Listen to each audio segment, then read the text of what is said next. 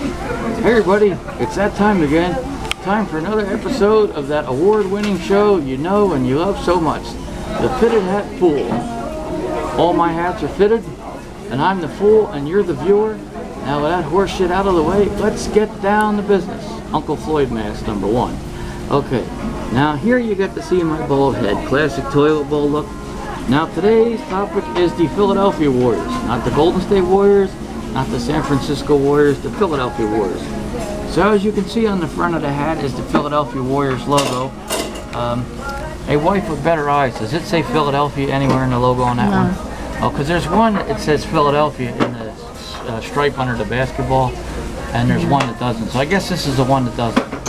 But anyway, this is the one they wore somewhere in the 40s and 60s. So there you got the Indian gentleman dribbling the ball there, which is probably supposed to be a basketball, although it certainly does look like a volleyball. But this was the 40s. Who knows what they were thinking. Now here, what I really like about this hat is you got the blue and then the white and the blue. It's like a crazy circus tent. So you got the blue bill, the blue top, and then you got white here, blue there, white there.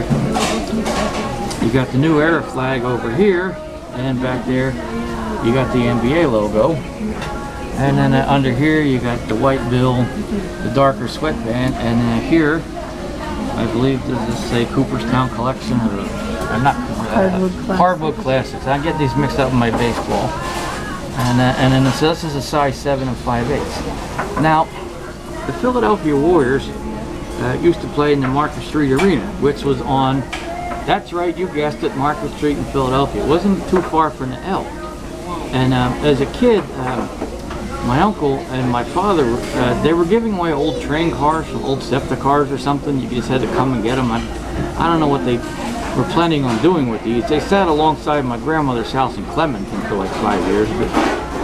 So in the summer, I think it's summer of '81, we're driving down Market Street and they're going to salvage all these car doors.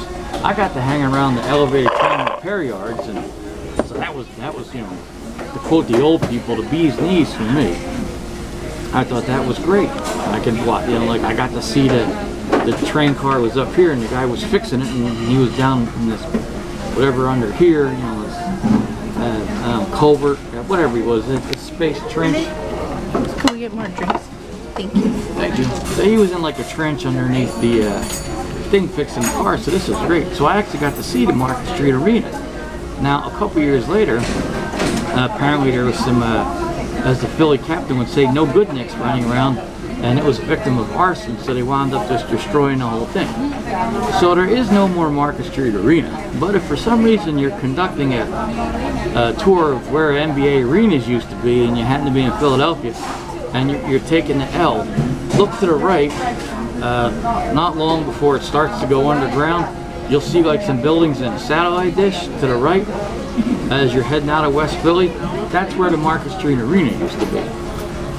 And then recently, until they demolished it, you could see some of where the L kept going when it ran down Market Street. There's kind of like a, what do they call it? A stub from where it used to go that way before they made it go underground. But that stub has since been taken out. But I remember seeing that stub. Now I'm not old enough to remember when the L ran above ground on Market Street, because I think they tore all that down in the 50s. And I didn't come along until the 70s. Thank you. Thank you. Now what does all this have to do with the Philadelphia Warriors? Nothing. But it actually sort of does, because the arena used to be here. Plus, if you came here for coherent, linear thought about one topic, you're in the wrong department. You know, the bus for coherency is over here. The bus for incoherent, non-linear, random, free thought, babble about anything, that you're on the right route. So, there you go. Now, some might say, oh, that's a rude caricature depiction of the guy on the hat. I don't know, to me, he's happy, he's playing basketball, he's having a good time. He's bouncing a basketball that looks like a volleyball. How could that not be fun? Sounds like a delightful day out at the beach. You know, he just happens to be wearing, what is he wearing? Shorts? Sure. I have no idea. I don't know, he's wearing shorts. Yeah, he's having a happy day at the beach. No shirt, shorts. I mean, that's, I personally would go down to the beach and not wear a shirt, but every time I do, they ask me where my bra is.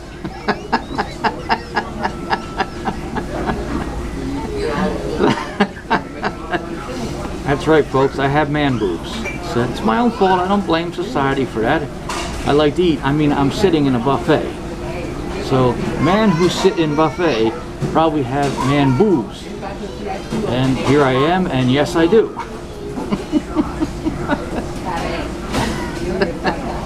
But hey, that's okay. I guess, like, you know, one night if my wife is sleeping real close to me and I can't reach over and grab her boobs because we're cuddled, but I want to, you know, honk some hooters, I just grab my own. And if I feel like I want to honk some hooters, I just grab his. Yeah, see? So everybody wins there. Everyone's getting a second base thanks to my love of food. So really, I don't see the problem here. So some might think man boobs are, you know, a horrible thing. No, no, no. They're only horrible if you think they're horrible. I mean, the only problem I have is they get mad when I go into Victoria's Secret and I hold bras out to myself and I go, you think this will fit? I gotta go to the beach on Saturday. Oh, anyway, now that I got done babbling about the trains, repair yards, old arenas, arson, and man boobs and Victoria's Secret, thanks for watching. Click the subscribe button. Tell your friends, tell your enemies, tell your loved ones, and if you got that Ouija board out, you tell the people in the afterlife. Watch the Centipede, watch the Fitted Hat Pool. I almost said it. I got 3 YouTube channels. Centipede Rampage, Third Rail Electrocution, and the Fitted Hat Pool. You should subscribe to all 3. You should watch all 3 and click the notification bell. So you're like, hey, that idiot's got different videos and he's got them on 3 different channels. This guy's full of shit and entertainment. I'm out of here.